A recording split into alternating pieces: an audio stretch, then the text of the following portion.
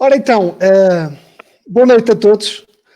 Antes de mais, dar as boas-vindas aos nossos convidados de hoje, começando pelo Paulo Sequeira, até porque também faz anos hoje, e desejo-lhe já o melhor aniversário e estar aqui no meio de nós é para nós um gosto. E também ao Paulo Coelho, do lado da Cruz Vermelha. Vivemos tempos muito complicados, grandes desafios, e eu lembro-me quando somos pequeninos, olhamos todos, especialmente os rapazes, todos nós queremos ser bombeiros, né? Porque pensamos que um dia teremos essa missão de ajudar alguém. Eu acho que vocês já sentiram isso muitas vezes. E nesta era desta pandemia, né, que vivemos um pouco no incerto, onde eu me lembro que quando começamos estávamos aqui assim um pouco desorientados para perceber qual é que era o rumo a seguir, né? Hoje é tudo muito diferente e só passaram 2 meses. Eu começava por vos perguntar, e começando aqui pelo comandante Paulo Sequeira, qual é que é a missão dos voluntários, dos bombeiros voluntários da Guarda, e estando nós um hospital de segunda linha, qual tem sido a vossa missão para ajuda ao combate contra a Covid-19? Olá, boa noite então, Pedro, muito obrigado. Paulo, também boa noite para ti e boa noite para quem estiver a visualizar, a ouvir. Agradecer, primeiro que nada, o convite feito ao Corpo de Bombeiros, é a minha pessoa, e enaltecer também um pouco o trabalho desenvolvido, antes de mais nada, por grupo e pelo Pedro, nesta altura do Covid, que criou este espaço e que tem sido bastante útil em termos de divulgação de informação. E queria começar por aí, porque é importante que todas as situações possam ser realçadas, e esta realmente é algo que foi feito e que já não é só do Distrito, já não é só da Guarda, já corre o país e é de enaltecer. Depois, bombeiros. Bom, como o Pedro disse, quer dizer, está quase sempre no imaginário de alguma criança o ser bombeiro, o ser polícia, o ser militar, talvez, ter uma farda, e isso acontece também com os bombeiros, e é verdade, embora que muitas das situações também há de descendência de pais para filhos, esta passagem em termos de voluntariado. Mas também desse imaginário surgem os nossos bombeiros. A gente tem grupos mais pequenos, os cadetes, os infantes, são crianças, ao fim e ao cabo, que começam a acompanhar a nossa missão e que acabam por mais tarde vir a ser bombeiros e estar connosco, e felizmente na Guarda temos muitos desses exemplos e excelentes exemplos.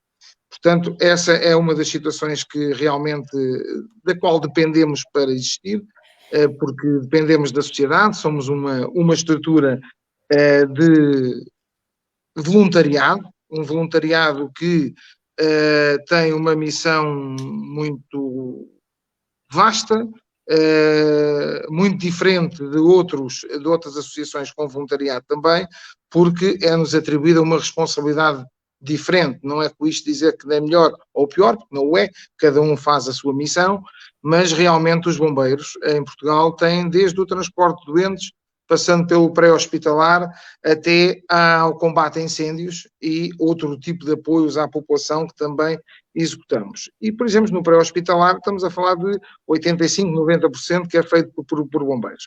E daí ser um voluntariado um bocadinho diferente, com obrigações e responsabilidades também elas diferentes, e que tem um conjunto de horas muito vasto que os nossos elementos vão desempenhando ao longo do ano, e claro, e para mim aqui na Guarda é de bastante orgulho aquilo que temos, porque temos realmente um conjunto de homens e mulheres que são bestiais, quer dizer, não há outra forma de os classificar. São pessoas que estão sempre prontas, são pessoas... Os nossos heróis, são os nossos heróis, não é? Os nossos heróis.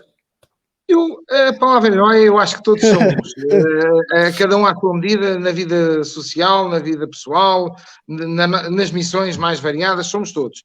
E não é lógico, qualquer situação que seja de agradecimento ou de reconhecimento é bem-vinda, e sabe bem digamos assim. No entanto, não é por isso que estamos, nenhum de nós, a fazer este trabalho. Mas realmente eu dizia que na Guarda temos um conjunto muito grande de pessoas que se oferece voluntariamente para a proteção de pessoas e bens, e que a mim, enquanto comandante e ao comando do Corpo de Bombeiros, enche de orgulho de os comandar e de trabalhar com eles, porque realmente são inexcedíveis naquilo que fazem. Os bombeiros, em termos de missão, às vezes passa despercebida, não é? Às vezes as pessoas só se lembram quando, ok, preciso de alguma coisa, ligamos para alguém e aí a palavra bombeiro surge com facilidade, porque as pessoas realmente conhecem e sabem que é quem devem recorrer em algumas das situações que necessitam. No entanto, nós não temos, há quem pense de uma maneira, há quem pense de outra, mas a sociedade na nossa cidade, além de ser uma sociedade que reconhece e que agradece, é também ela de boa vontade para com os bombeiros. Isso tem sido notório nos últimos tempos em termos de apoio. Mas, realmente, quando o telefone toca, algo acontece. E quando nós estamos, é porque alguém está a precisar de alguma coisa, que é mesmo assim. Porque realmente não há, raramente é ao contrário, e alguma coisa está a acontecer. E o nosso pessoal estará pronto, logicamente. Em termos de missões, nós vamos desde o pré-hospitalar, como disse, o combate a incêndios rurais, combate a incêndios urbanos, industriais, e depois todas as outras ocorrências que tenham a ver com inundações, com outras situações que possam acontecer.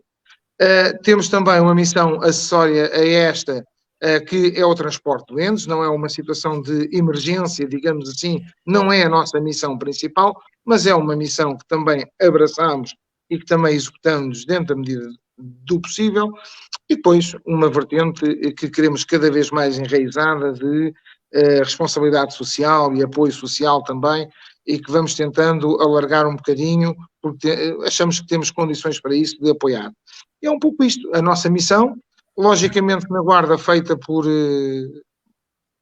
quase essencialmente por voluntários, todos os dias, temos profissionais apenas para o horário laboral, e depois também para a saída, digamos que do primeiro veículo de emergência médica do INEM, porque também, e diga-se, aproveitando, quando a gente vê por aí uns veículos a dizer INEM, vemos bombeiros a circular, pelo menos aqui na cidade, é assim, e não às vezes como se associa ao INEM. Não, são bombeiros com veículos protocolados com o INEM. Mas de resto, além desses profissionais, temos voluntários a dormir todos os dias no quartel, a passar os seus fins de semana no quartel, e é um pouco esta a vivência que nós temos no nosso dia-a-dia ao longo do ano. Muito bem, muito bem. E um trabalho árduo, né? E como o comandante dizia, muitas das vezes passa despercebido e só quando precisamos.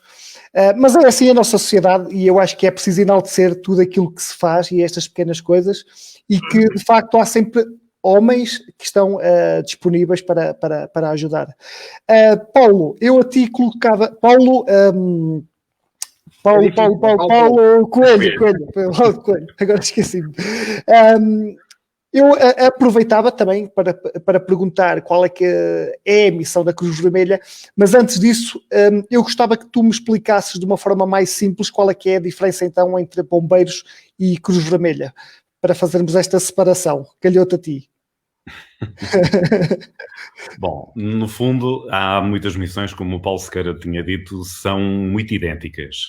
A questão de transporte de doentes urgentes ou não urgentes é idêntico. Claro que a Cruz Vermelha não tem como missão fazer o trabalho de apagar fogos, mas muitas das vezes estamos no mesmo teatro de operações, com missões diferentes, mas também fazemos parte dessas equipas. A regra geral é para apoio logístico, evacuações, alimentação, portanto, esse tipo de serviços. Mas, tentando fazer uma comparação entre Cruz Vermelha e bombeiros, realmente tem a ver, primeiro que tudo, por aquilo que é a base da Cruz Vermelha. A Cruz Vermelha surgiu há 155 anos, se não me engano, a propósito de feridos que ficavam nas guerras e que ficavam entregues a eles próprios. Portanto, o princípio da Cruz Vermelha foi na tentativa de ajudar pessoas que precisavam de ajuda. Enquanto que os bombeiros surgiram, creio eu, e acho que não estou enganado, na necessidade de proteger as pessoas, principalmente dos incêndios, e por sua vez depois também provavelmente no transporte para hospitais, se é que na altura em que surgiram os bombeiros se já se poderia considerar haver os hospitais que nós conhecemos nos dias de hoje. Mas essa base é que depois faz com que haja alguma diferença, porque depois na prática são pessoas mais ou menos com o mesmo tipo de formação, de primeiros socorros, com curso de tripulação de ambulância de transporte ou de ambulância de socorro, que têm o mesmo tipo de tratamento com os utentes que necessitam, mas depois temos outras missões que têm a ver depois com a especificidade, nomeadamente em Portugal nós estamos separados geograficamente por delegações, cada delegação é autónoma e cada delegação é também autónoma para escolher quais os serviços que a comunidade que serve, quais são os serviços que essa comunidade necessita. Nomeadamente aqui na Guarda, é essencialmente o transporte de doentes não urgentes. Temos também equipas de emergência que estão preparadas para o caso de catástrofes, de emergências sociais, como é o caso do Covid. Temos depois equipas de apoio psicossocial, que tem a ver também, provavelmente, é o expectável que vai surgir a seguir a toda esta crise sanitária do Covid, vai ser o apoio psicossocial. Portanto, temos equipas que depois também vão estar preparadas para isso, além do apoio de alimentação a famílias carenciadas e muitas das vezes também acompanhamento de pessoas que necessitam em termos de medicação ou de enfermagem, de serviços de enfermagem. Portanto, é também uma parte desse serviço que nós temos disponível através da delegação da Guarda. E muitas das vezes nós, quando vamos a um hospital, claro que não é que seja por brincadeira, não é por mal que os profissionais de saúde, os enfermeiros ou os assistentes nos chamam a nós da Cruz Vermelha por bombeiros. É o bombeiro que vem ali, não sei o quê. E nós temos que logo corrigir. Nós não somos bombeiros, somos socorristas. Mas a verdade é que não é por mal, é apenas porque estamos a fazer um serviço similar. Os bombeiros são em maior número, eu creio que não é por mal e não me ofendo sequer de ser chamado de bombeiro. Faço sempre a correção, acho que convém as pessoas estarem esclarecidas e se calhar por isso também é que tu, Pedro, fizeste aqui questão logo de tentar haver aqui uma diferença. Mas no fundo estamos igualmente preparados para servir quem de nós precisa. Muito bem. Comandante Paulo, vamos voltar aqui 2 meses atrás. Eu lembro-me que criei este grupo, já ouvi isso várias vezes com outro intuito, mas percebi que no meio desta missão se poderia criar aqui uma comunidade solidária. E percebemos que o novo coronavírus chegou muito rápido, apesar de nós estarmos avisados, mas chegou muito rápido a Portugal. Os primeiros, quando se soube do primeiro caso na Guarda, quase todos entramos em choque, porque também lá está, iríamos lutar contra um inimigo totalmente desconhecido, e percebemos que precisávamos de muita coisa e não tínhamos no imediato, né? E tivemos que aqui um esforço de todos, desde viseiras, desde outros equipamentos de proteção. Aquilo que eu gostava de perguntar é como é que foram os primeiros dias, quais foram os desafios que vocês sentiram, porque ninguém estava preparado para isto e foi preciso decidir aqui um rumo e tinha que ser o rumo certo.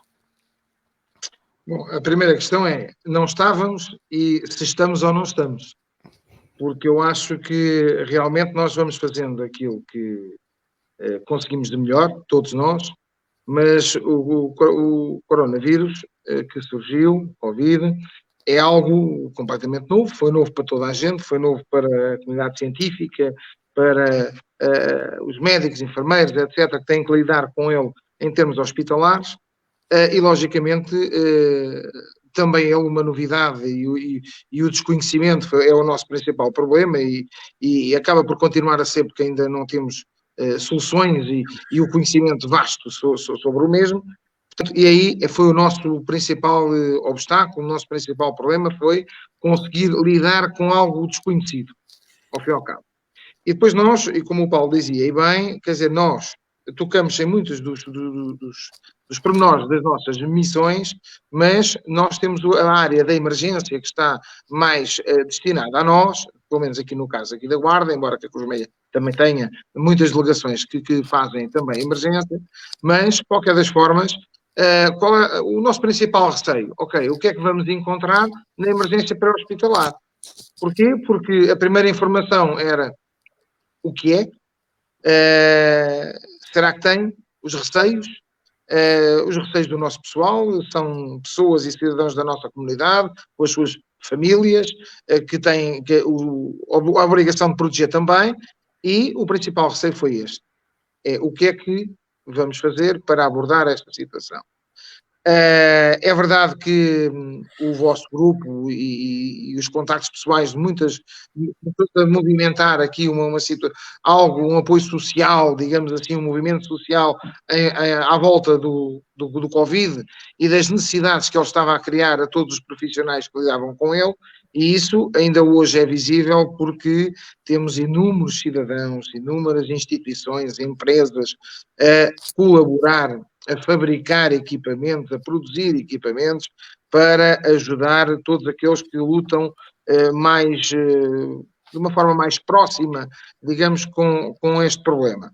E isso eu gostaria de aproveitar já para depois não me esquecer, de agradecer, porque realmente a Guarda foi exemplar, as pessoas da Guarda, as associações, as empresas, as associações de pessoas particulares que se criaram para produzir equipamentos, foram exemplares e é de elogiar e de enaltecer todo esse trabalho, porque foi muito significativo e temos que agradecer porque realmente criaram condições quando realmente o desconhecido acabava por criar alguma falha, alguma falta sobre esses equipamentos.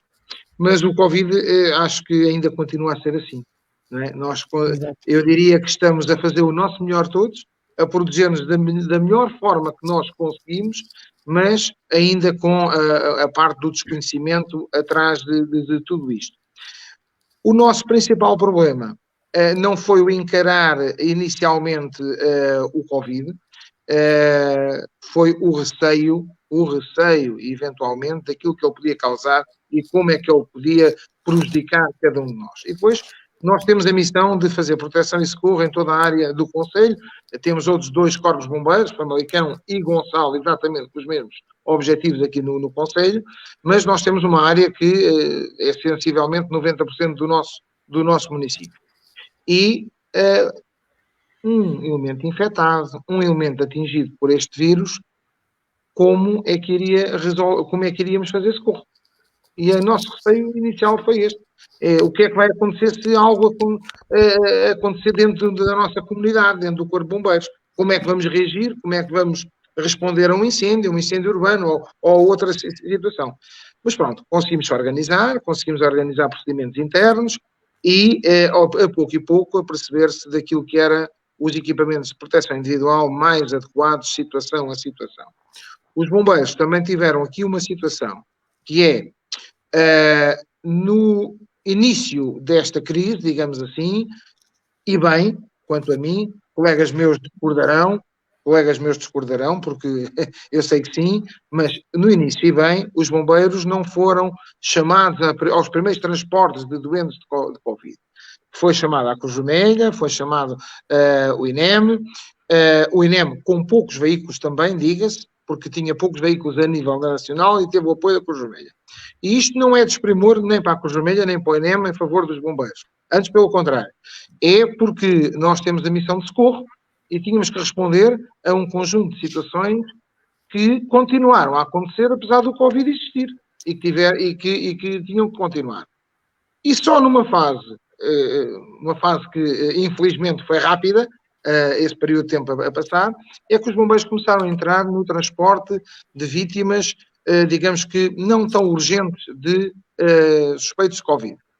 E isso deu-nos também aqui algum tempo, diga-se, para alguma preparação e para algum fortalecer os nossos estoques de equipamento e tudo isso.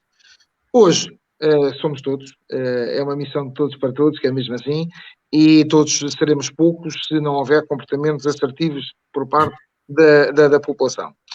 Mas, realmente, como o Pedro iniciou, a sociedade reagiu de uma forma exemplar a apoiar todas estas instituições e estamos cá, vamos fazer sempre o nosso melhor, vamos continuar a transportar as pessoas de acordo com o solicitado.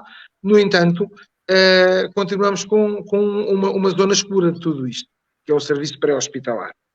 Toca ao 112, alguém está doente, sinais e sintomas que são apresentados ao CODU, ao Centro de Orientação de Doentes Urgentes, há uma febre, há, digamos que um cansaço, uma fadiga, ok, é um Covid, é um suspeito.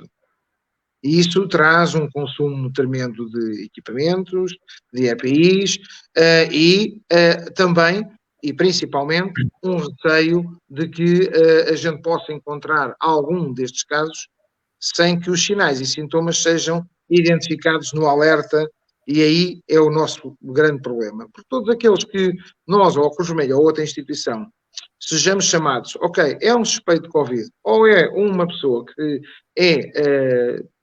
testou positivo para Covid, a proteção é dada à entrada, é garantida à entrada, o pessoal equipa-se, já sabe para o que vai, digamos assim. Enquanto que no pré-hospitalar continuamos com todas estas dúvidas, porque realmente continuamos com a parte desconhecida de tudo isto. Exato. O comandante falou de uma coisa que eu acho que nos suscita algumas questões, que é, e no caso dos assintomáticos, né, que podem ter um sintoma mais ligeiro, né, como é que vocês se preparam para, digamos, atender essa pessoa que vos pediu ajuda?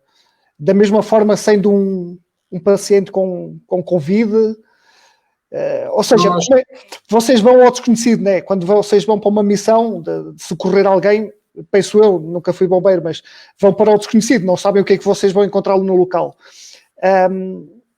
Como é que vocês...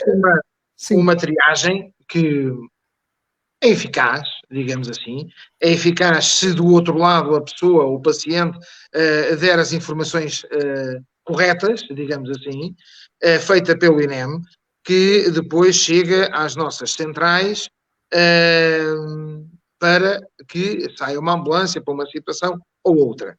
No entanto, existem outras situações, ou porque a vítima, ou porque a pessoa é assintomática, como disse muito bem, e que não faz transparecer a quem está a fazer a triagem daquela chamada que existe a suspeita, nós partimos do pressuposto, não podemos partir do pressuposto que todos são suspeitos, porque senão isto iria ser muito complicado, mas existem vários níveis de proteção para os nossos elementos e é isso que vamos tentando sempre fazer. A proteção mínima, seja de luvas, seja máscara cirúrgica à vítima para a qual estamos a abordar.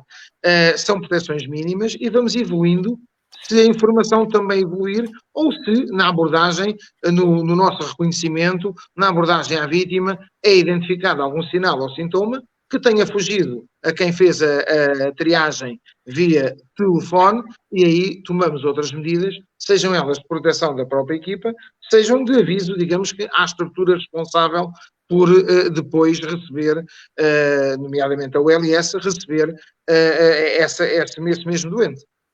Muito bem.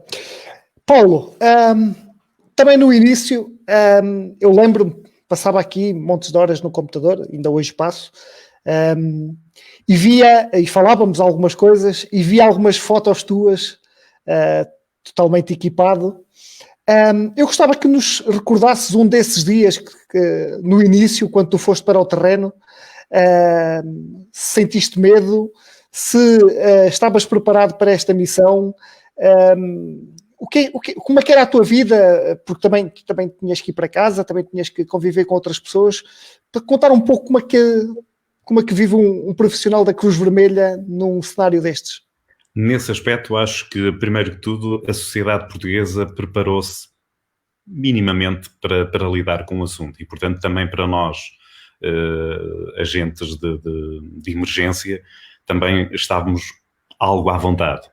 Na questão da Cruz Vermelha, a Cruz Vermelha Nacional conseguiu preparar todas as estruturas para lidar com o Covid, e claro que nos primeiros serviços que fiz de Covid, é verdade que tinha medo, mas acho que o medo aí é importante, é um sinal de respeito por aquilo que estamos a fazer, de precaução, de tentar, portanto, seguir todo o protocolo para que nada fique em questão, em termos de segurança, mas obviamente que eu tive duas situações.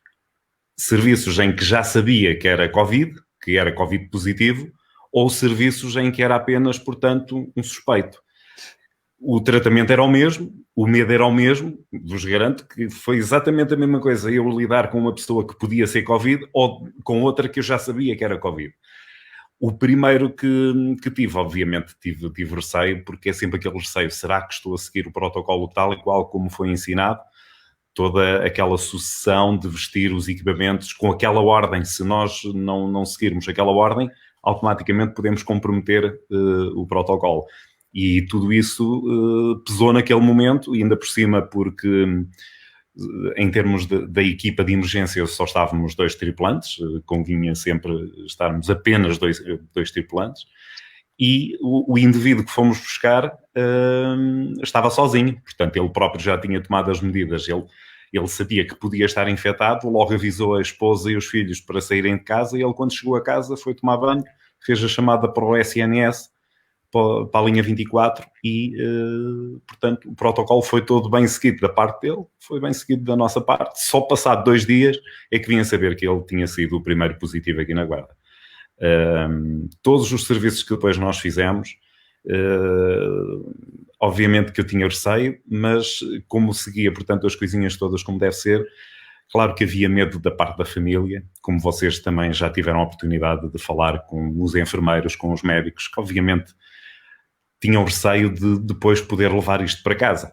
Os bombeiros têm exatamente o mesmo problema. Eu, neste momento, acho que ainda está pior, porque quando eles saem para um serviço de emergência e não têm 100% a certeza de se é um positivo ou não, imaginem só o peso de consciência que vai surgir na cara deles em saber se foi uma falha deles, se foi uma falha da comunicação do INEM. Portanto, a partir de agora, acaba por ser muito mais problemática essa parte, principalmente por causa dos assintomáticos. Se nós não temos a noção de que pode haver uma pessoa que é realmente positivo e não faz ideia, houve um dos doentes que eu transportei, ele tinha sido positivo, portanto eu quando o fui buscar foi uma transferência, mas ele tinha sabido que era positivo porque teve um acidente de trabalho, partiu a perna e quando entrou no hospital fizeram-lhe o teste e estava positivo e ele não fazia ideia. Ele não tinha nenhum sintoma. Foi apenas porque entrou nas urgências e fizeram-lhe logo o teste. Portanto, obviamente nós temos que ter algum cuidado e o princípio foi algo mais receoso porque estávamos a lidar com um inimigo que não conhecíamos, ainda não conhecemos, mas o bom que houve nestes 45 dias de estado de emergência, de confinamento, foi que todas as nossas estruturas, os bombeiros, a Cruz Vermelha, os enfermeiros, os hospitais, criaram métodos, criaram rotinas para, quando vier a segunda fase, porque ela tem que vir, nós estamos mais à vontade para lidar com o processo. E sabemos que disso não nos vamos livrar. Portanto, agora temos que, se calhar, refletir daquilo que temos feito até agora, nomeadamente aqui na zona da Guarda, acho que temos estado todos muito bem, cada um com a sua importância de envolvimento desse prémio positivo. O próprio grupo que tu acabaste por criar, que certamente tu não estavas com a ideia de ter quase 28 mil seguidores, que não são obviamente todos da Guarda, há muitos que até estão longe, podem ter ainda aqui algumas raízes, mas querem saber como é que estão as pessoas, como é que nós estamos a lidar com o assunto, e obviamente depois aqui no meio aparecem opiniões positivas, outras negativas, pessoas que realmente têm noção daquilo que se está a passar, outras que estão provavelmente a entrar já num esquema de paranoia, de muito medo do que se possa vir por aí a passar, mas eu acho que para já estamos de parabéns com aquilo que fizemos até agora, que vamos ter que saber lidar com o processo nos próximos tempos, o abrir das guardas, portanto, entre aspas, nós estamos a abrir o comércio. Agora, quando abrirem os cafés e os restaurantes, é mais um passo importante neste desconfinamento. E isso vai fazer também com que as pessoas comecem a aprender a lidar melhor com o possível contágio, porque nós é muito difícil conseguirmos evitar, se calhar, alguns processos sociais. Foram anos e anos de coisas que nós nunca imaginámos que tínhamos agora que privar. O cumprimento de um aperto de mão, um bacalhau assim a sério. Agora é difícil dar esse bacalhau. Aquele abraço. Pessoas que tiveram na base da sua educação esse contacto social, as missas, os grupos, o desporto. Quem pensaria que o futebol, que ia ser um desporto que é tão importante socialmente em Portugal, que podia ficar completamente parado e que nós não pudéssemos sequer ver nem na televisão, não é? Porque eles agora querem realmente abrir aí a fronteira, mas sabe Deus o que vai custar. Portanto, eu acho que agora que aprendemos a lidar com todo este processo, cada um com as suas limitações. Felizmente, nós na Cruz Vermelha nunca tivemos problemas de EPIs.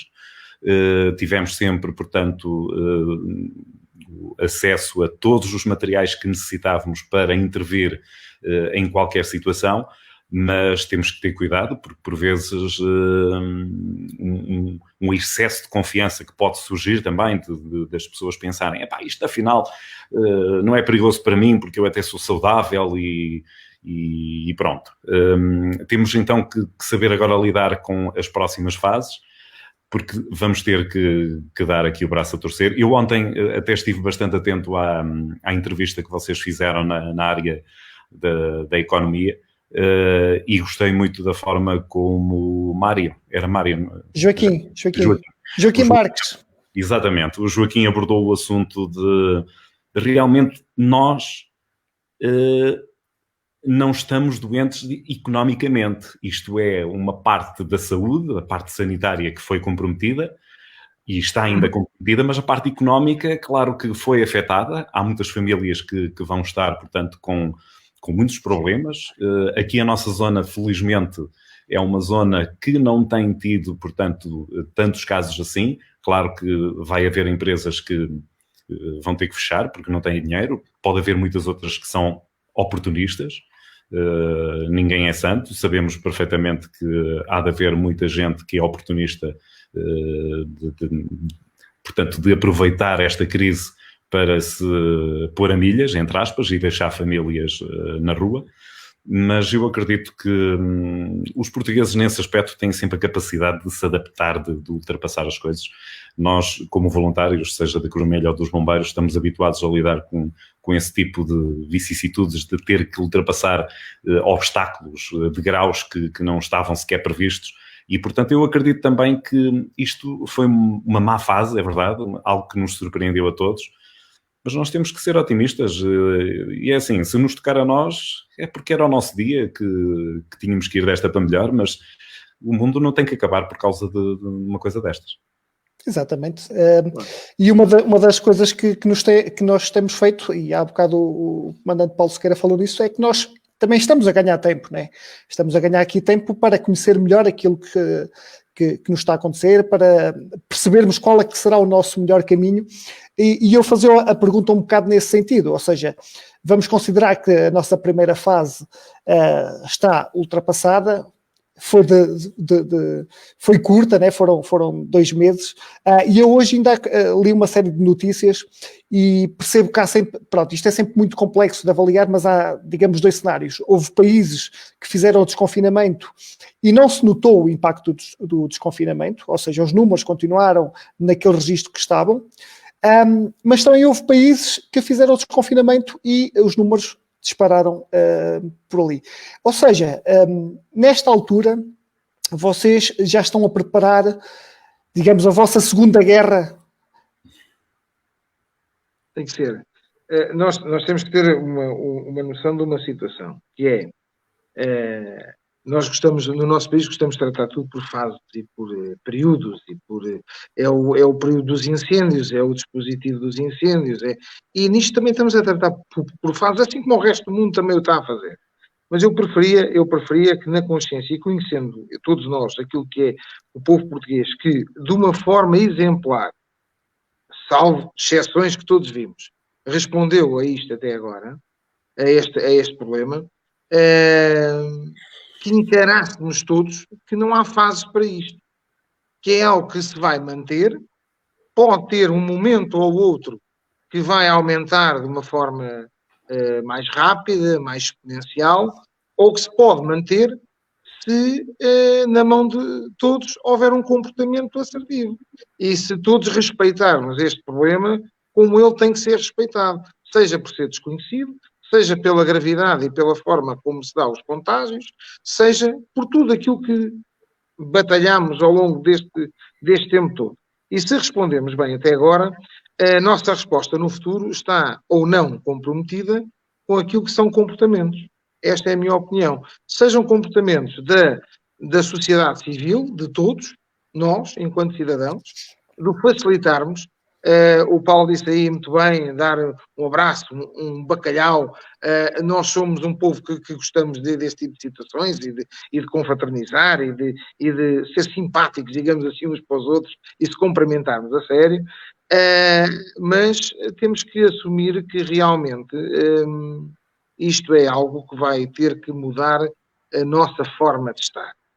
E que vamos ter que viver com este problema. Quer dizer, está daqui a algum tempo, eventualmente, alguém vai aparecer com uma vacina, com os medicamentos que controlam a evolução da doença ou que a previnem dela aparecer no caso da vacina, mas só nessa altura é que ela passa a fazer parte do catálogo de doenças. Até lá, não temos ainda nada disso. Se não temos nada disso, eu prefiro pensar que não há fases para este problema. Há sim momentos em que estamos num achatamento daquela curva, como passou a ser quase que natural a gente falar, vamos achatar a curva, e realmente estamos mais ou menos constantes nesse achatamento. Mas rapidamente aquilo se pode estragar. E estraga-se pelo nosso comportamento, nossos cidadãos e profissionais, etc. Para todos nós. E isso nós temos de ter essa consciência. Preparando ou não o futuro, claro. Nós temos, por exemplo, um conjunto de situações que viemos a evoluir no nosso plano de contingência interno, até ao momento em que isolámos o quartel ainda está fechado, claro que recebemos alguém que necessite, falamos com alguém que necessite, mas tentamos a todo o custo que o universo da nossa comunidade esteja mais fechada para evitar ao máximo o contágio. Até porque nós já apanhámos um susto. Tivemos um elemento nosso que num serviço de emergência pré-hospitalar teve contacto com alguém positivo e que ficou também ele positivo e que gerou um conjunto de 40 e tal testes necessários para tentarmos identificar o que é que se passava e até onde é que ia um hipotético contágio. Ou seja, susto porquê? Porque naquele momento pensámos assim, ok, se isto agora der para aqui uma série de gente com positivo, é os problemas que cada um iria ter, assim, pessoalmente, na sua vida, na sua família, pôr em causa as famílias e também o socorro, porque iria ficar comprometido com toda a certeza. Portanto, estamos a preparar e por isso foram tomadas sempre medidas que foram evoluindo de forma progressiva até ao momento de se isolarmos e termos piquetes, por exemplo, que estamos organizados por brigadas que estão 7 dias consecutivos a 24 horas e depois saem do quartel durante 14 dias para terem ali um período que seja mais ou menos coincidente com as normas emanadas pela DGS. Ou, aliás, nem é pelas normas, mas por aquilo que é conhecido de aparecerem ou não sintomas, digamos assim, deste tipo de doença. E agora estamos no momento de começar também nós a fazer algum desconfinamento de tudo isto, sem, logicamente, colocar em causa a segurança, sem colocar em causa aquilo que é os cuidados todos que temos de ter em termos de serviço operacional que continuamos a desenvolver. Eu dou um exemplo.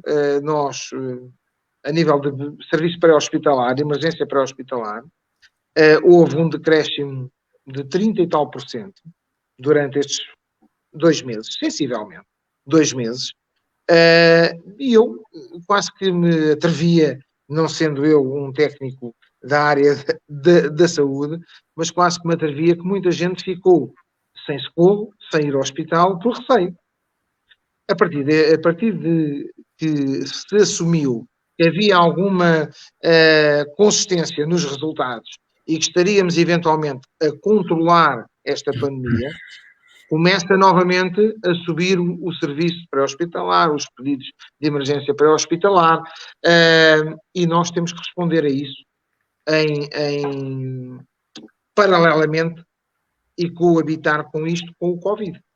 Porque há muita coisa a acontecer no país que não Covid. Estamos à porta, por exemplo, de uma época de combate a incêndios florestais. Sabemos que não foram feitas as limpezas todas e vamos ter que coabitar com o Covid também.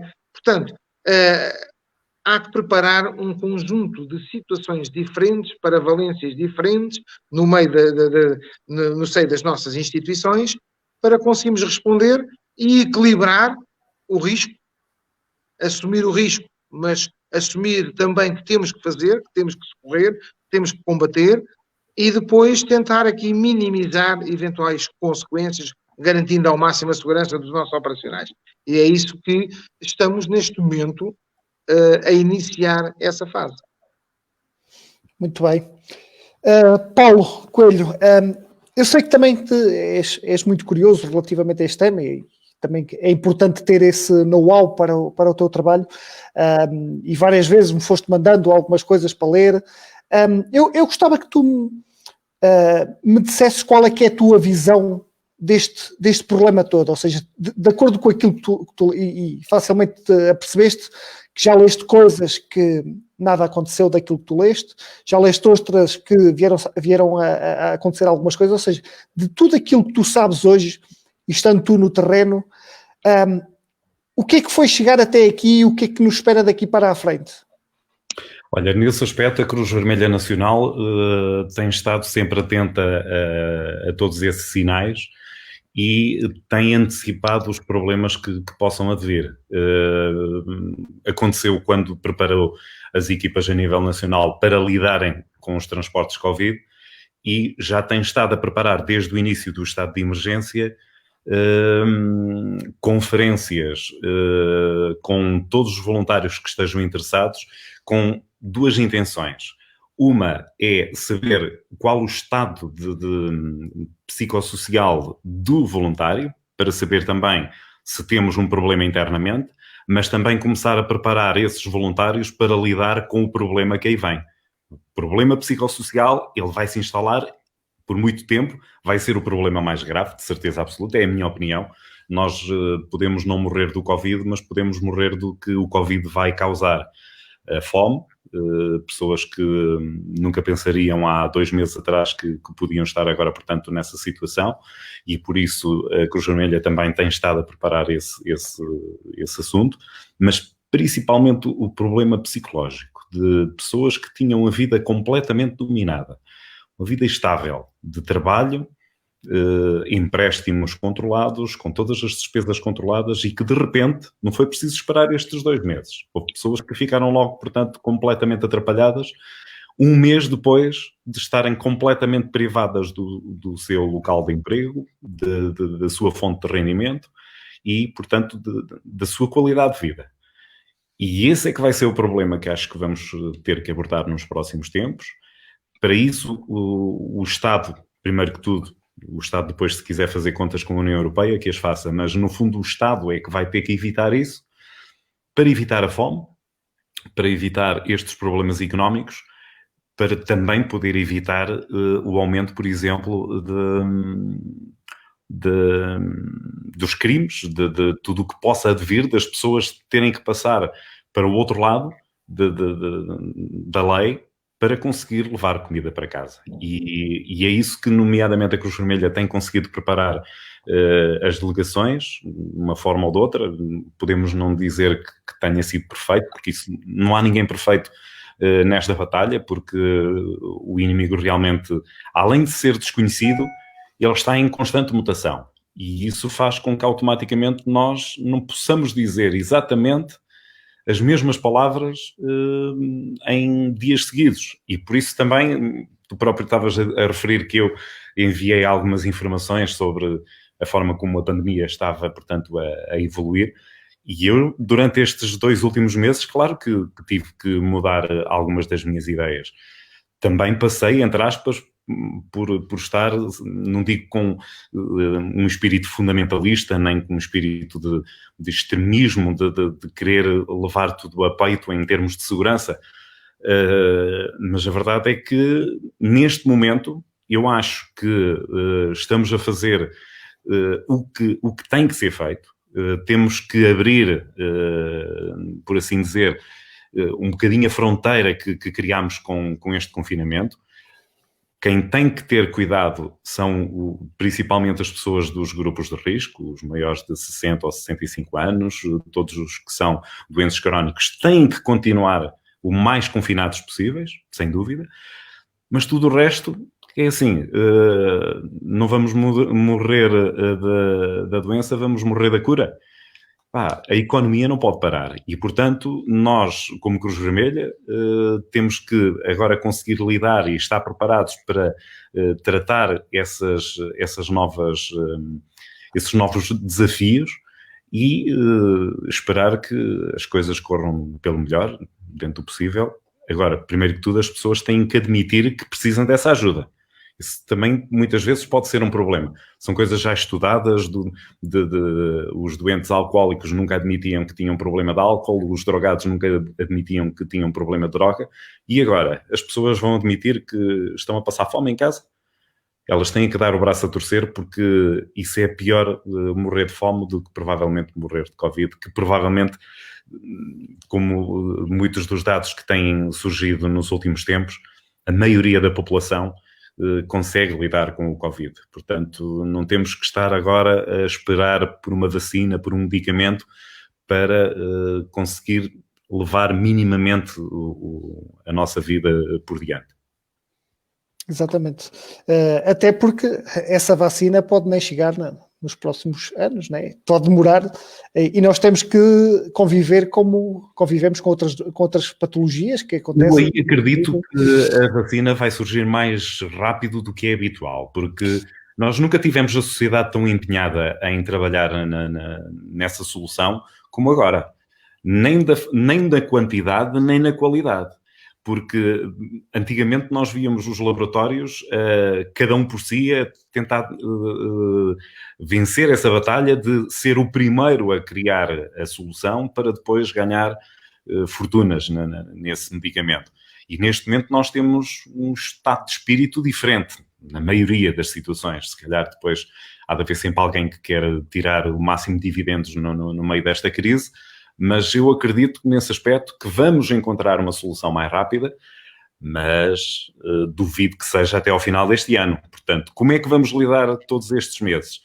As pessoas que foram obrigadas a ficar em casa sacrificaram as férias, portanto, quer dizer que não vão ter férias no mês de agosto, o habitual mês de agosto?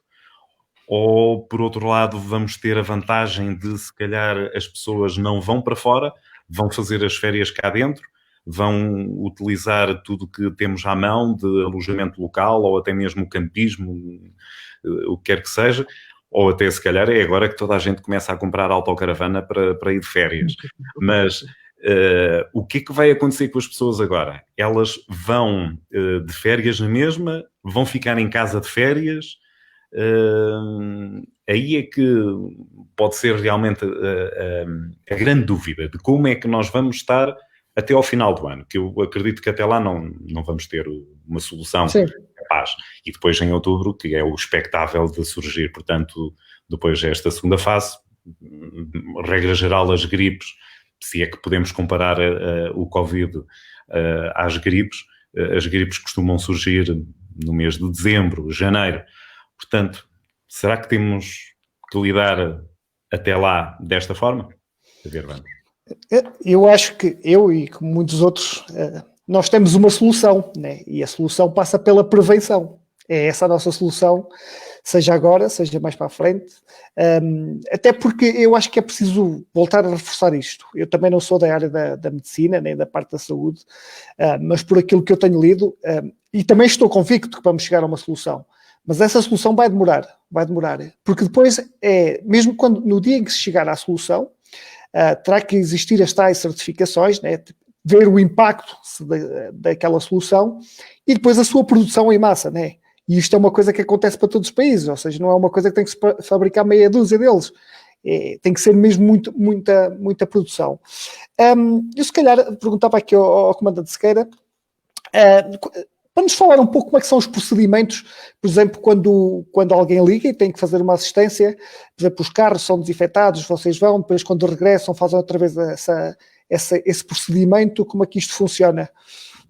Nós neste momento, o nosso trabalho com o Covid, além dos transportes inopinados que vai havendo ou que iniciaram, colocámos também, por exemplo, 2 unidades móveis em apoio ao LS, 2 ambulâncias que percorrem o distrito, e eu queria só voltar aqui atrás de uma coisa que o Paulo disse e conciliar isso com as 2 unidades móveis que nós temos em conjunto com a LS, que servem de transporte, digamos assim, de apoio aos enfermeiros que vão fazer esses testes por esse distrito fora. E há muitas das situações que o pessoal depois acaba por ir falando e reportando, que se identificam situações como o Paulo aqui referiu, de eventual necessidade, reconhecimento ou não dessa necessidade, mas vêem-se muitas situações, vêem-se e irá ser ainda mais significativo, como o Paulo diz. E eu acho que isso vai ser um problema grave, a nível social, a nível... os reflexos, as consequências, os danos colaterais que tudo isto está a provocar vão ser muitíssimo graves e nós vamos observando, todos nós, seja a Cruz seja os bombeiros, porque infelizmente pela missão acabamos por visitar, às vezes pelos piores motivos, muita gente nos seus domicílios e conseguir identificar alguns constrangimentos que existem. E eu só espero já agora, diga-me só uma coisa, está aqui esta questão, que eu acho que vai de encontro àquilo que está a falar, que é se esta sociedade está preparada, primeiro, para assumir que isto não é uma falha de ninguém, né? É uma necessidade, mas também a sociedade também está preparada para dar o seu apoio. Eu digo que sim, de encontro àquilo que temos vivido nos últimos tempos. Gostava de ouvir a sua opinião relativamente a isto. Eu diria que tenho a certeza que sim. Aliás, se aqui há uns tempos todos nós pensaríamos como é que vamos reagir, a sociedade, como já dissemos aqui várias vezes, deu mais que provas que reage de forma exemplar a todas estas necessidades que têm surgido. E também a esta, seja da fome, seja outro tipo de apoio de cariz social, com toda a certeza, sejam instituições, umas mais destinadas, como a Cruz Vermelha, para esse fim, sejam instituições como os bombeiros, sejam instituições privadas, empresas ou o mero cidadão, com toda a certeza eu julgo que vamos ser solidários o suficiente para ajudar. Se vai ser o suficiente, não diria, mas com toda a certeza que vamos todos movimentar para que também nesse ponto, como a sociedade auxiliou todos nós em termos de proteção individual e outras coisas, todos iremos reagir também a esta situação da fome e problemas sociais como uma franca necessidade que todos vamos ter e que pode acontecer a qualquer um, quer dizer, ninguém está livre, que é mesmo assim, sejam elementos das nossas instituições, sejam outros. Portanto, temos que estar devidamente responsáveis ao nível social para apoiar. E não tenho dúvida absolutamente nenhuma que iremos reagir de uma forma muito positiva. Paulo Sequeira, já agora, acho que já não te interrompi, porque pelo visto já acabaste o teu raciocínio, mas nós, a Cruz Vermelha, neste momento, estamos preparados. Claro que as coisas podem sempre mudar a qualquer momento, basta que haja demasiadas famílias que apareçam, portanto, na nossa delegação a solicitar apoio, portanto, de alimentar. Mas neste momento temos, portanto, o estoque, portanto, bem abastecido para fazer face a isso, além de termos a qualquer momento para ativar uma linha de apoio psicossocial que está pronta a ser ativada. É só nós detectarmos que há sinais de que aqui na Guarda há necessidade, portanto, de ativar isso, e temos, portanto, já técnicas preparadas para entrar em ação.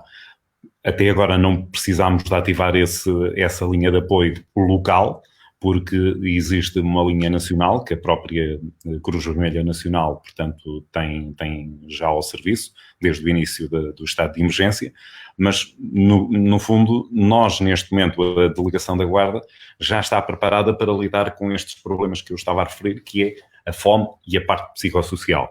Outros problemas depois vão surgir e nós temos é que ter depois a capacidade, entre toda a comunidade.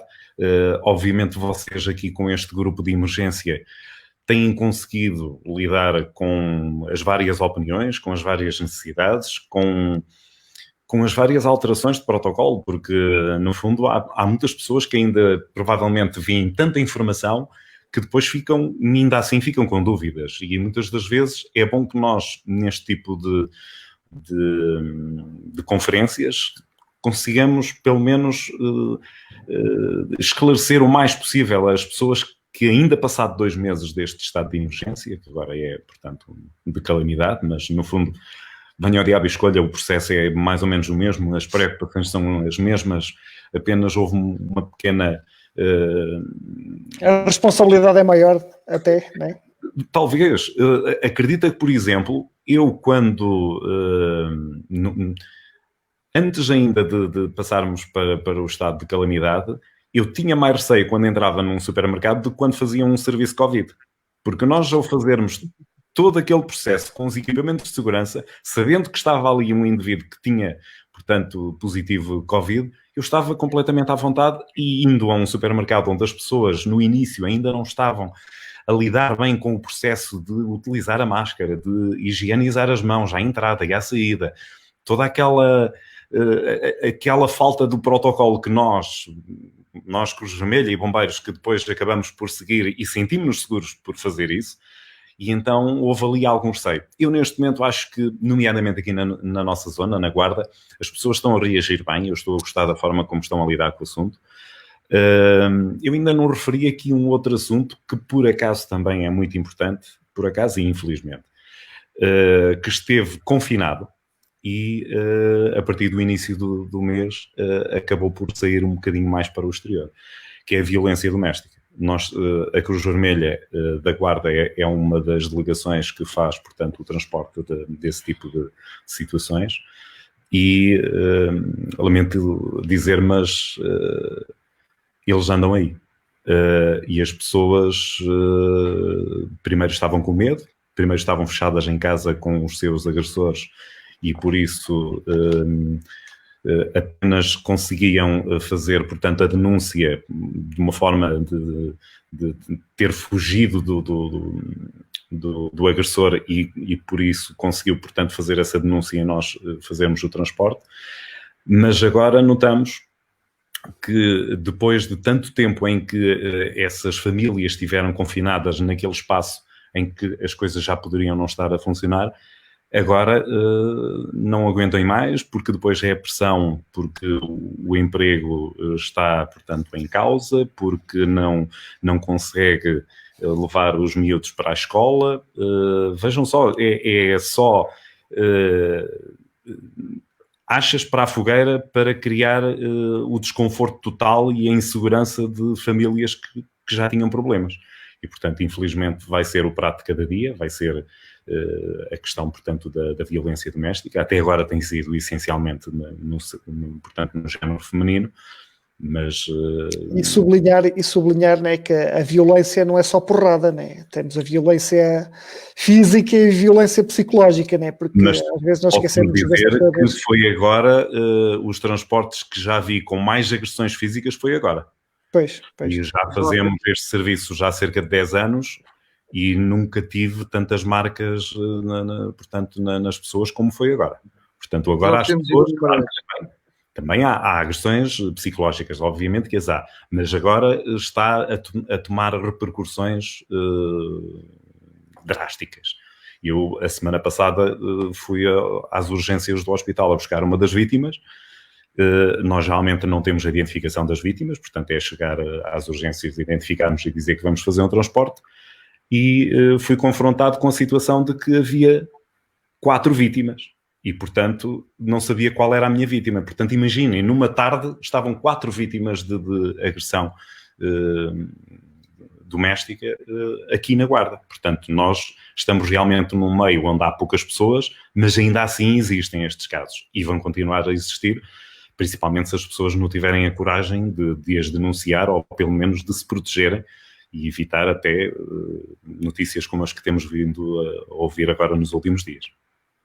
Nós sobre esse aspecto, no primeiro ato, digamos assim, e quando há a necessidade de intervenção imediata de âmbito pré-hospitalar, infelizmente estamos com as equipas de pré-hospitalar nestes locais e realmente confirmo na íntegra aquilo que o Paulo disse, quer dizer, houve inúmeras situações de agressão em seio familiar. Eu não diria que é a mulher que é o alvo, ou que é o homem, ou que é mesmo, digamos que, os excessos cometidos entre familiares. Não só o habitual, marido, mulher, companheiro, companheira, não.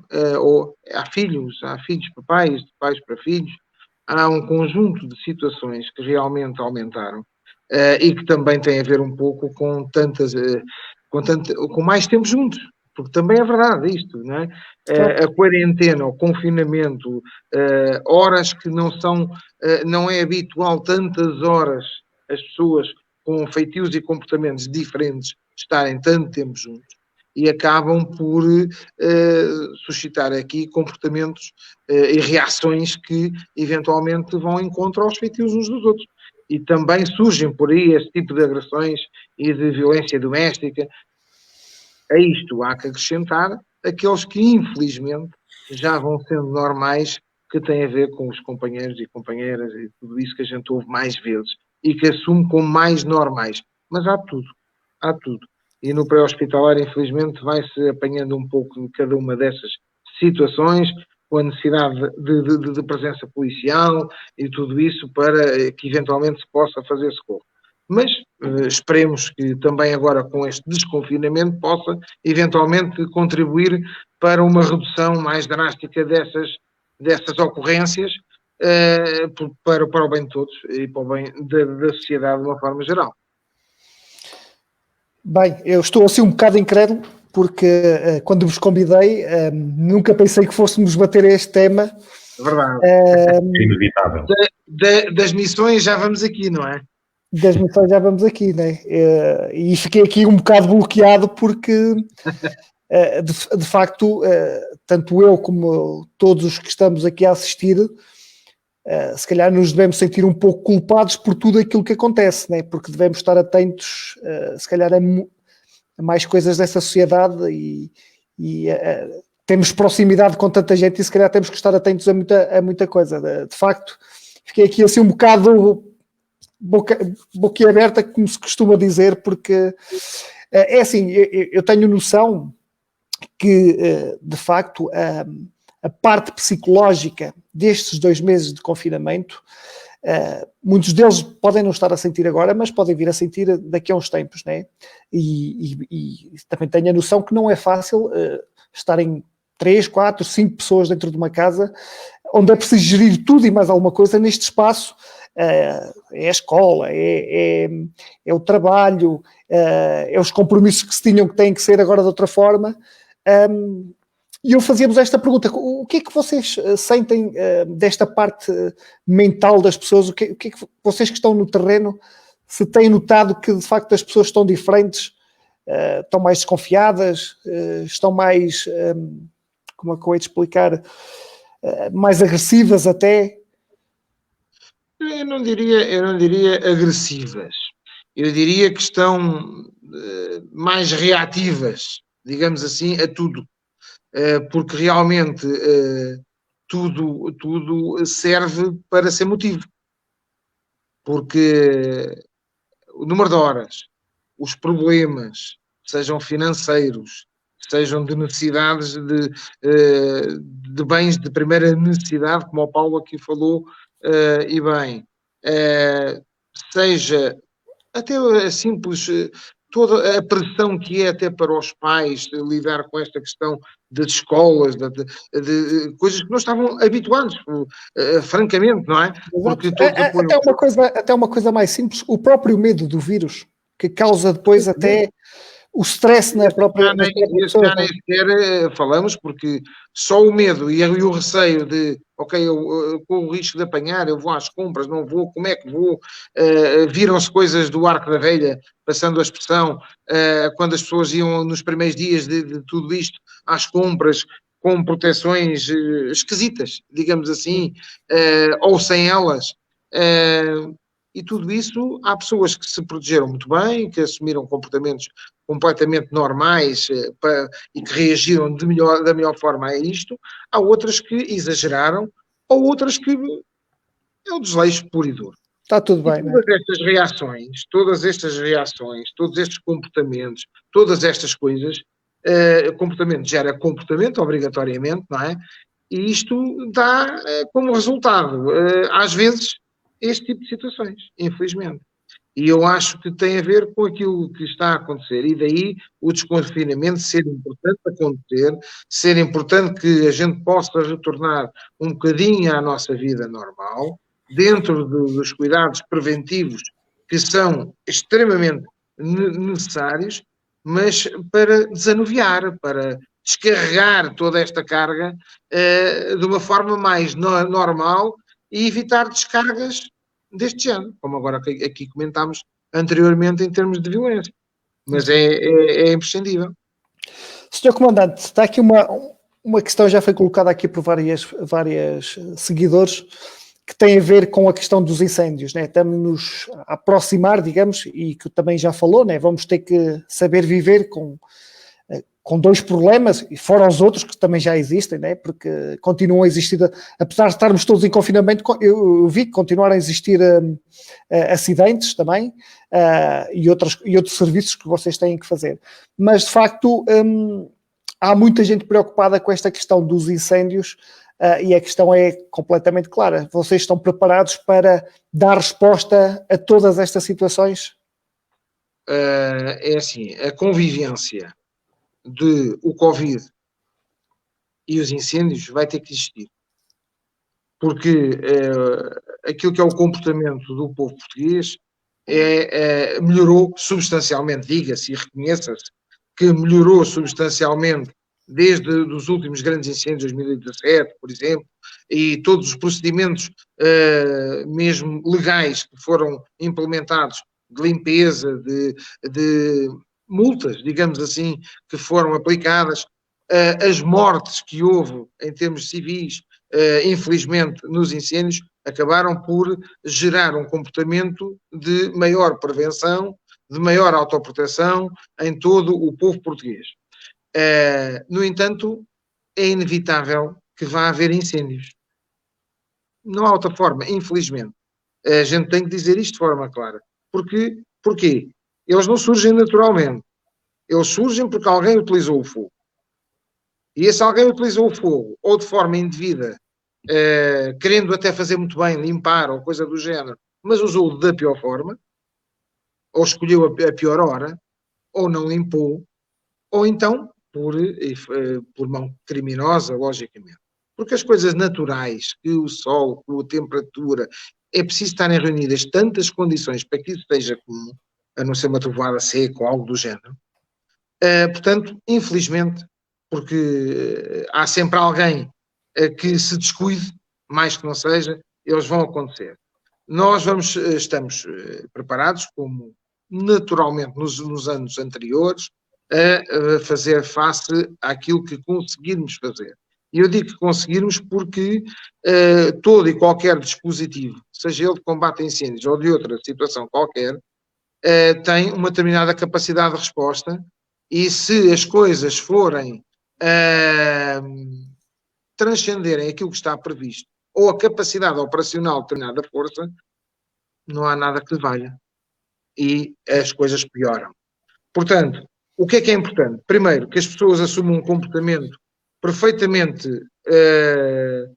de prevenção e de cuidado para que não hajam incêndios, para que haja o mínimo de ignições possível, até porque temos o problema de não terem sido feitas as mesmas limpezas que foram feitas o ano passado, por exemplo, porque realmente as pessoas não puderam fazer devido ao Covid.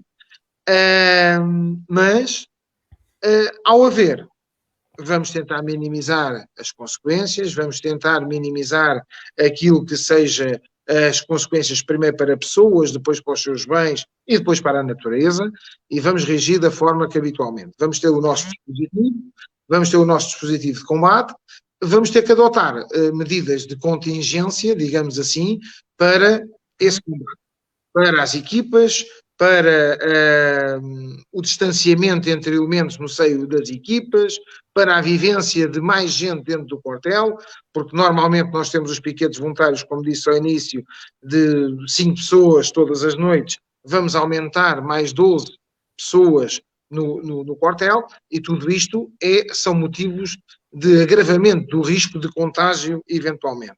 E então vai ter que se adotar um conjunto de medidas, de comportamentos preventivos e de segurança para fazer face ao Covid no seio do combate aos incêndios, porque ele vai ter que existir e vai ter que ser feito, temos que o fazer, porque senão corremos o risco de termos uma situação mais grave a ocorrer a alguém, ou na nossa sociedade, ou na casa de alguém, ou em alguma das nossas freguesias, e isso não queremos. Vamos sempre tentar minimizar ao máximo aquilo que sejam as consequências daquilo que acontecer, estando preparados. Exato. Será o tal problema 2 em 1, ou seja, quando vocês saem, o vosso primeiro problema logo a Covid, né, que tem que tomar as devidas precauções e medidas para depois fazer a vossa atuação dentro daquilo que é considerada a segurança que está definida. Obrigatoriamente terá que ser assim. Não podemos descartar, e todos temos que entender, julgo eu, os bombeiros são seres humanos, são pessoas que saem da sociedade, são pessoas que têm as suas famílias, os seus filhos, as suas esposas, e como todos os outros têm que se proteger de uma situação de saúde que está a acontecer. E isso terá que ser sempre a sua primeira salvaguarda. Porque se tivermos muitos bombeiros infectados, porque se facilitaram no combate aos incêndios e facilitaram com a sua segurança quanto ao Covid, o que vai acontecer é que depois corremos o risco de não ter ninguém para combater os próximos incêndios. Portanto, o que tem que acontecer primeiro é a proteção de todos, a segurança de todos aqueles que vão estar envolvidos no combate, e depois tentar fazer o nosso melhor dentro destas medidas para resolver as situações de incêndio que venham a ocorrer. Sim, e no fundo também que ninguém tenha dúvidas que ia deixar de ser feito o serviço, fosse da Cruz Vermelha ou dos bombeiros, porque agora temos o Covid. Não, claro que as outras tarefas, as outras missões que já era da nossa incumbência, têm que continuar a ser feitas. Claro. É verdade que nós temos sempre, eu falo da nossa realidade, e acho que até a nível nacional acaba por ser a mesma realidade. O número de voluntários é algo que nós não conseguimos controlar, são muitas vezes sazonais, o fluxo de voluntários que estão disponíveis para colaborar connosco. Eu acredito até que muitas pessoas que agora estejam algo limitadas em termos do seu trabalho e que estão à espera de saber como é que as coisas vão ficar resolvidas, possam agora provavelmente até ter mais disponibilidade para se voluntariar, e nesse aspecto tanto os bombeiros como a Cruz Vermelha está regularmente a receber novos voluntários e a fazer a formação para eles estarem capazes para continuar com este tipo de missões. Eu não acredito que agora, porque temos realmente muitos problemas com o Covid, que deixávamos de combater incêndios e que os deixávamos agora arder aí a torto e direito, ou que a Cruz Vermelha deixava de poder fazer também o apoio que tem dado até mais ainda depois que ocorreram os incêndios de 2017, a Cruz Vermelha tem sido chamada a atuar mais em background, portanto em retaguarda dos bombeiros, para fazer nomeadamente o apoio logístico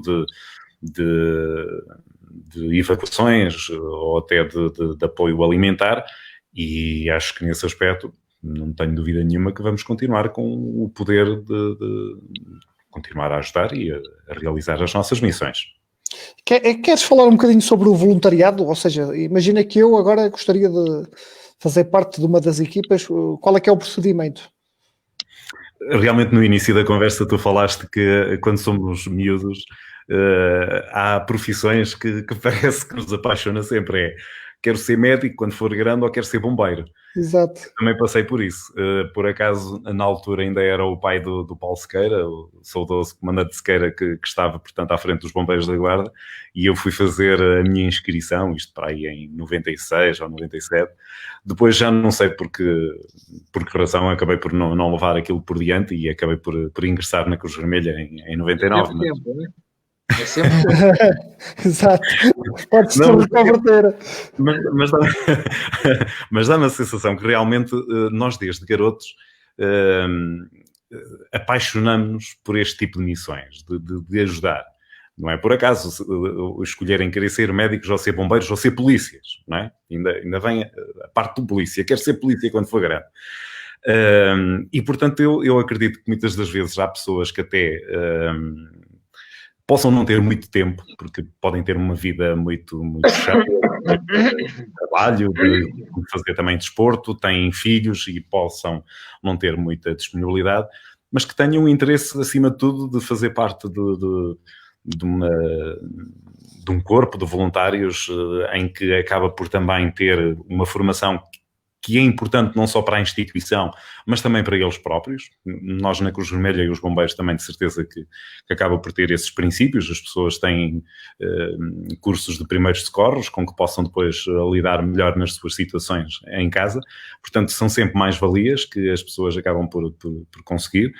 No caso da Cruz Vermelha é um processo até relativamente simples. Fazem a inscrição presencialmente na nossa delegação, preenchem um papel, depois há um critério de avaliação, de saber qual é a sua vocação, porque há pessoas que possam estar interessadas em ser mesmo, portanto, socorristas, e há outras que podem apenas querer ser voluntárias para ajudar, por exemplo, na seleção das roupas que as famílias que nos vão entregar para ser distribuídas, ou para fazer a distribuição também da área alimentar, portanto, mais na área social. Portanto, no caso dos bombeiros é um bocadinho diferente, mas tanto podem ser voluntários que queiram ir para apagar os fogos, como ser voluntários para depois fazer parte das equipas de emergência, não é? Portanto... Aqui, Paulo, e não te interrompendo, logicamente, primeiro dizer duas coisas que acho que são importantes. Eventualmente, existem muitas outras situações e instituições que têm voluntariado e é de valorizar todo ele. O voluntariado de forma geral, seja na Cruz Vermelha, seja nos bombeiros ou em qualquer outra instituição, e nós vimos isso de pessoas que se voluntariaram no hospital, nesta época, para fazer inúmeras ações. E isso é sempre de louvar. Entre a Cruz Vermelha e os bombeiros, nada impede de um elemento da Cruz Vermelha ser bombeiro também. Portanto, é só querer continuar. De qualquer das formas, porque não há qualquer incompatibilidade, são missões, como dissemos, que se tocam em alguns pontos, mas que de forma geral depois cada uma segue o seu caminho, digamos assim, as suas missões. Nos bombeiros, nós recebemos os nossos miúdos, digamos assim, os nossos cadetes infantes, pequeninos, a partir dos 6 anos, e começamos com uma série de formação, de sensibilização com eles. Muitos deles são os nossos futuros bombeiros. Nós temos tido muita gente a ficar no Corpo de Bombeiros, já adultos, depois dos 18 anos, que vieram exatamente dessas camadas jovens, mas também temos muita gente que se voluntaria de uma forma já adulta, digamos assim, para vir a ser bombeiros. Tem que passar obrigatoriamente, e isto é obrigatório, por 200 horas de formação, para depois vir a fazer um exame para entrar no ativo, um exame de cariz distrital, pela Escola Nacional de Bombeiros, e até lá fazem um conjunto de módulos, sejam de socorrismo, de combate a incêndios, de desencarceramento, incêndios florestais, incêndios urbanos, uma série de situações. logicamente, que não é, às vezes isto pode ser mal entendido, o Paulo sei que não o entende dessa forma, mas deve ser dito, são situações diferentes.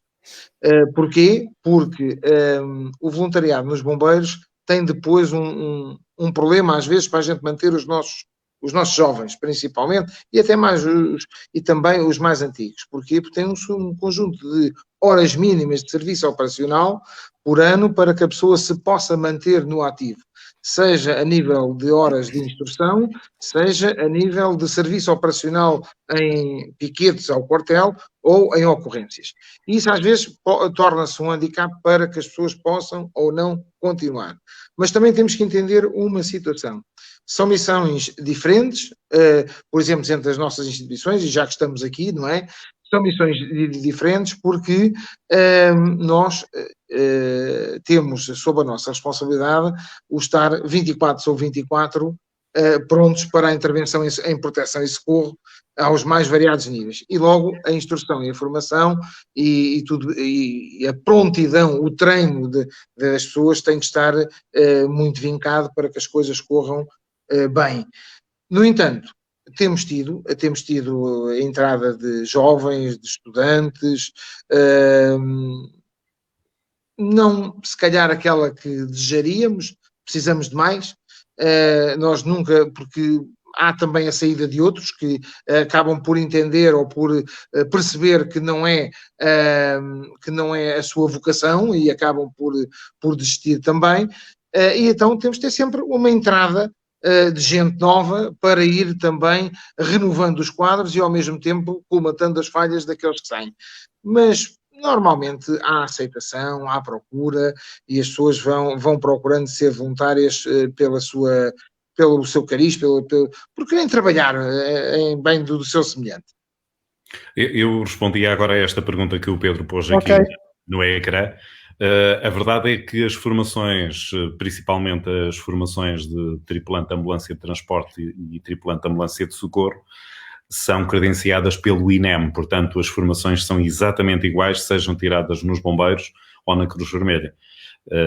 Claro, regra geral, um bombeiro não é costume de vir para a Cruz Vermelha, nem a Cruz Vermelha costuma ir para os bombeiros.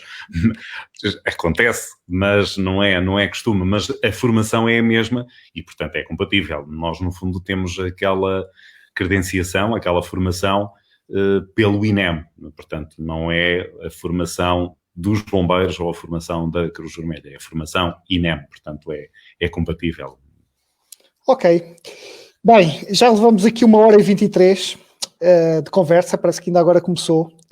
E eu deixava-vos, não sei se vocês querem acrescentar alguma coisa, mas deixava-vos 2 questões agora, assim, de rajada para cada um responder. A primeira é o que é que cada um de nós, cidadãos, pode ajudar a vossa instituição? De que forma? E a segunda, é deixar uma mensagem para as pessoas da Guarda, para as pessoas do Distrito da Guarda, e para as pessoas do mundo, né? Porque temos aqui pessoas de todo o mundo e os conselhos não é só para aqui, mas gostava que vocês deixassem a vossa mensagem e, começando por um dos Paulos, escolham. Igual. Vamos lá. Em termos de bombeiros, eu, muito sinceramente, não defendo aquela imagem de que os bombeiros ou outras instituições semelhantes que andam sempre a pedir, que andam sempre a necessitar, que andam sempre... Eu prefiro que as pessoas identifiquem, e eu acho que cada vez mais identificam a falta que lhes faz este tipo de instituições. E desta forma depois, cada um auxiliar da forma que achar por bem auxiliar. Seja com o mais variado tipo de apoio, porque recebemos de tanto tipo de apoio, seja equipamentos, seja monetários, seja o que for, seja logísticos, todos eles são importantes. São feitos com toda a certeza com boa vontade, são feitos porque as pessoas identificam que é um bem necessário, é algo que todos precisamos enquanto cidadãos, e é nesse sentido que eu deixo a minha resposta a essa pergunta de como é que podemos ajudar. Principalmente sendo sócios, porque é um valor quase insignificante. Estamos a falar de, por exemplo, para ser sócio dos bombeiros, estamos a falar de 1 euro por mês, 12 euros ao ano. Se fizermos contas a isto, não chega a um café por dia ou coisa do género, ou seja, 2 cafés por mês, Exato. digamos assim, que perdemos. Já agora, Sr. Comandante, eu a partir da manhã quero ser sócio dos bombeiros, mas não quero ir ao vosso, mas eu não vou fazê-lo, mas não quero ir lá, né? Eu posso fazer isso por outra via, porque se calhar muitas pessoas poderão fazê-lo. Nós podemos fazer sempre com o envio das nossas propostas, mas tem que haver sempre uma proposta. É verdade que é uma das falhas que nós temos é a inscrição online, que não temos, embora que a pessoa tenha que se responsabilizar por aquilo que quer ser. Se quer ser sócio, tem que assinar. Embora também já há formas eletrónicas de o poder fazer, não é? E nós ainda não temos essa ferramenta, poderá ser um passo futuro e falha nossa. No entanto, seja pessoalmente, seja por mail, para um dos meios disponibilizados pela instituição. Se a pessoa manifestar essa vontade, recebe um mail com uma proposta de sócio, que a pessoa preenche, que a pessoa fornece os seus dados e depois ficará, digamos que, um associado da nossa instituição. Porque eu deixo só um número que eu acho que é importante, embora que não seja tão da missão do comandante ou dos bombeiros em si. Nós estamos para a vertente operacional, como sabem, a nossa instituição tem uma direção e tem uma vertente operacional. O comando está mais na vertente operacional, mas deixo porque as duas têm que viver interligadas, seja a vertente administrativa com a vertente operacional, e é importante que existam sócios. Na nossa cidade, no nosso concelho, com 50 mil pessoas, são 3 mil e poucos sócios. Pois. Portanto, Vamos eu lançar deixo esse desafio. este número, porque, no entanto, todos precisamos. Todos nós precisamos. Ou podemos vir a necessitar. Existem depois um conjunto de regalias que as pessoas são informadas, seja protocolos que nós temos com outras empresas, seja os descontos que têm em caso de necessidade de transporte de doentes ou de outras situações, têm uma série de descontos associados, mas eu deixava este repto, é que a gente pudesse transformar esses 3 mil em 10 mil, em 5 mil, 10 mil sócios, e eu acho que já ficaríamos contentes com isso, porque realmente num conceito como o nosso, com tanta gente, eu julgo que era expectável que fosse identificada essa situação. E se todos ajudarem, fazendo-se sócio da instituição, acabam por já estar a fazer um magnífico contributo, porque todos juntos, isoladamente parece que são 12 euros, mas se forem todos, ou se forem muitos, esses 12 euros depressa se multiplicam por valores que ajudam a manter a instituição e a manter a operacionalidade e os equipamentos e a proteção individual, tudo aquilo que depois é o investimento da nossa parte administrativa, da nossa direção, em equipamentos, em bens materiais, em veículos, etc., que é necessário. Claro que depois há as pessoas de bom coração que acabam por substituir esta ausência de tantos sócios e acabam por si só fazerem ofertas e donativos significativos e também os há aqui na cidade, felizmente. Aliás, o processo é muito idêntico com a Cruz Vermelha, até a mensalidade é exatamente igual, como outros clubes e associações que existem aqui na cidade, acho que isso é quase a tabela da maioria dos clubes, mas o processo é exatamente o mesmo. Realmente nós também, a Cruz Vermelha não tem propriamente um processo de candidatura online, mas é verdade que na forma de agora trabalhar as coisas justifica-se isso, e como também a proposta pode ser assinada digitalmente, isso acaba por ser algo que facilmente se ultrapassa, e portanto é importante as pessoas também fazerem parte da Cruz Vermelha nesse aspecto, porque desta forma eles não são propriamente voluntários da Cruz Vermelha. Podem até vir a ser, pode haver essa coincidência, tal como nos bombeiros.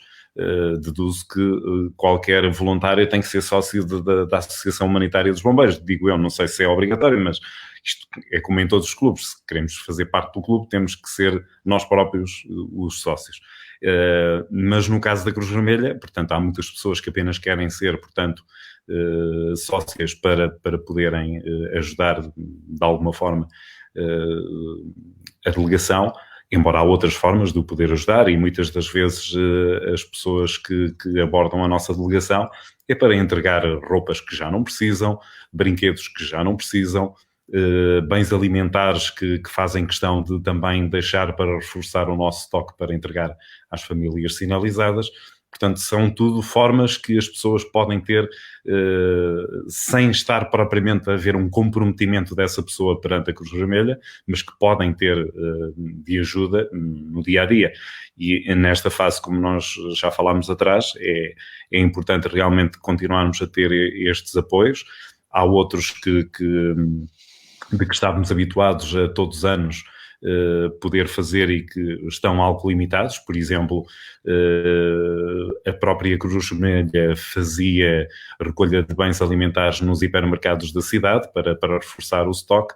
Isso foi uma atividade que nós deixámos de poder fazer por razões deste confinamento. Felizmente temos conseguido arranjar esses bens alimentares através de protocolos com outras delegações que estão em zonas do país com outra possibilidade portanto, de receber esse tipo de bens alimentares. Também a própria Cruz Vermelha tem conseguido fazer, portanto, esse tipo de disponibilidade de bens alimentares, e neste aspecto deixámos de fazer realmente as recolhas nos hipermercados, mas isso não provocou, portanto, um desfalque no nosso estoque. Mas há outras atividades que nós vamos deixar de poder fazer e que eram também importantes para ajudar financeiramente a delegação, que tem que ser completamente autónoma. Portanto, a sede nacional não ajuda rigorosamente com nada em termos financeiros.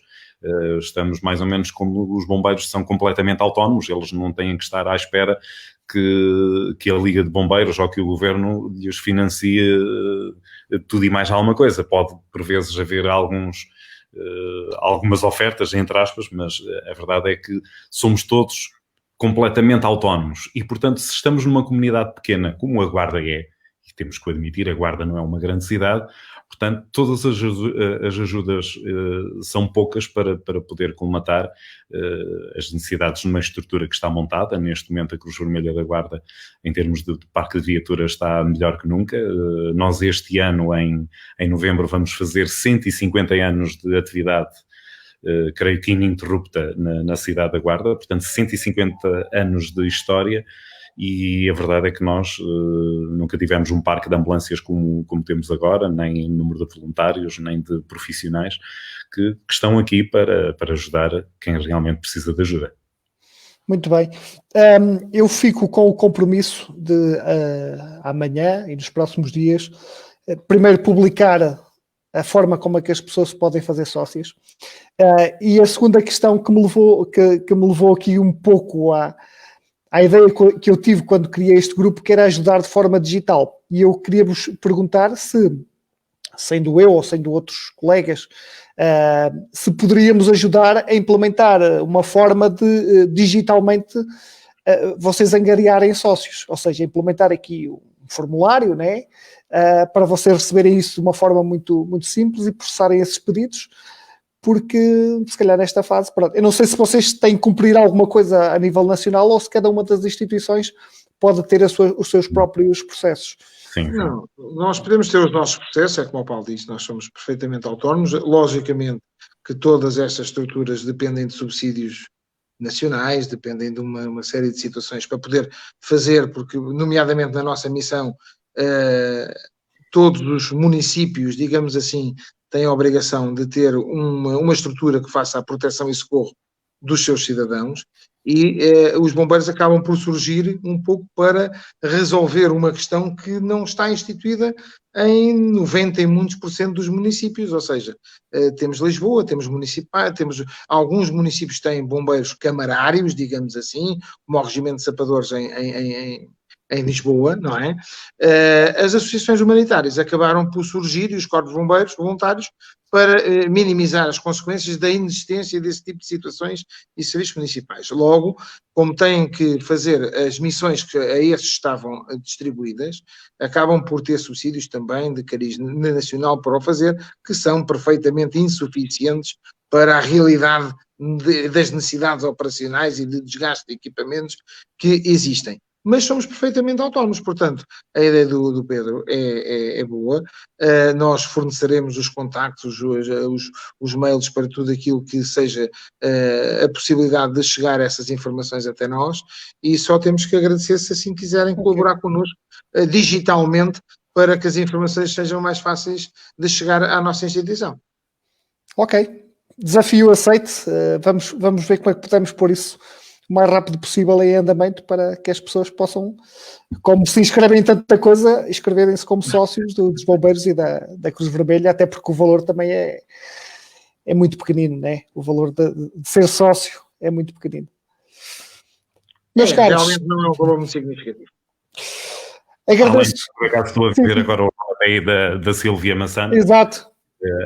A contabilista que esteve ontem aí também na conferência, e realmente há também essa vantagem fiscal das empresas poderem fazer os seus contributos. No fundo são o que se chama de... Agora varreu-se uma ideia. São donativos ao abrigo da lei do mecenato e tudo isso. De mecenato, e que, portanto, também estão, além de nós podermos também preencher o IRS com aqueles 0,5 de bonificação, embora no nosso caso o contribuinte que se põe nessa declaração é da sede nacional, portanto não é uma ajuda diretamente à delegação da Guarda, mas esta ideia que o Pedro deixou acho que é excelente, acaba por ser, portanto, uma forma também de poder até chegar mais rápido, até de uma forma mais eficaz, de pessoas que provavelmente já tinham tido esta pergunta, como é que podem ajudar, nomeadamente a Cruz Vermelha e os Bombeiros da Guarda. E provavelmente com esta ideia, muitos dos espectadores que aqui estão vão querer fazer isso, vão perguntar, eu também tenho a Cruz Vermelha de Vilar Formoso, ou de Foscoa, ou os Bombeiros de não sei o quê, que também queremos fazer isso. Portanto, o Pedro agora abriu aqui uma... Arranjei aqui um problema. Não, mas eu acho que a partida poderá ser fácil de subir. Sim. Não, é um processo relativamente simples. Sim, é uma coisa relativamente simples.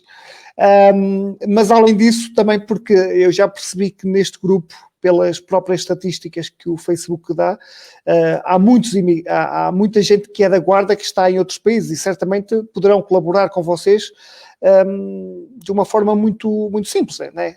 Alguém que esteja na França não pode vir cá assinar o tal papelzinho, né? Claro. E facilmente se resolve isso com as tecnologias que existem hoje. Mesmo que não possa assinar o papel agora, quando vier cá de férias, vai lá aos bombeiros. Não é por esse motivo que eu estou a saber. Assim, claro que sim. Meus caros, muito obrigado. Foi um prazer enorme também ter-vos aqui. Tivemos muita gente. As pessoas estiveram muito participativas. Certamente surgirão agora outras notícias. E começar por desejar-vos sorte. Dizer-vos muito obrigado também, porque de facto vocês são peças fundamentais neste problema que todos nós temos esta possibilidade de tentar minimizar e até resolver. E agradeço-vos imenso, em nome destes 28 mil que nos seguem. Muito obrigado. Não, obrigado, eu falo pelo Corpo de Bombeiros, esse obrigado eu gostaria que não fosse para mim, porque não é para mim, é realmente para quem faz o trabalho, e esses são os nossos operacionais. Eu também o faço, porque também sou operacional e também o faço. Não o faço com a mesma frequência, porque a missão é outra, a função é outra, em termos de coordenação, e é isso que nós somos em termos de comando, é um elemento agregador, um elemento de gestão, mas que esse obrigado seja essencialmente para todos os bombeiros que fazem realmente o dia-a-dia do socorro em Portugal e do socorro aqui na Guarda, porque é para eles que deve ser dirigido. Muito obrigado. Eu, no meu caso, claro que a delegação da Guarda agradece, mas nós fazemos parte de um corpo não só nacional, mas internacional. Todos sabem que a Cruz Vermelha é a maior associação humanitária do mundo e, portanto, nós aqui estamos em representação de todos os princípios que a Cruz Vermelha enaltece, portanto, a todos os seus voluntários. E é essa a nossa missão que vamos continuar a fazer com muito orgulho, com muita dedicação e espero que com saúde. Até agora, nós aqui na Guarda temos estado seguros, espero que assim continue por muito tempo para podermos continuar a ajudar. Ok, muito obrigado a todos e até amanhã. Obrigado. Muito obrigado também.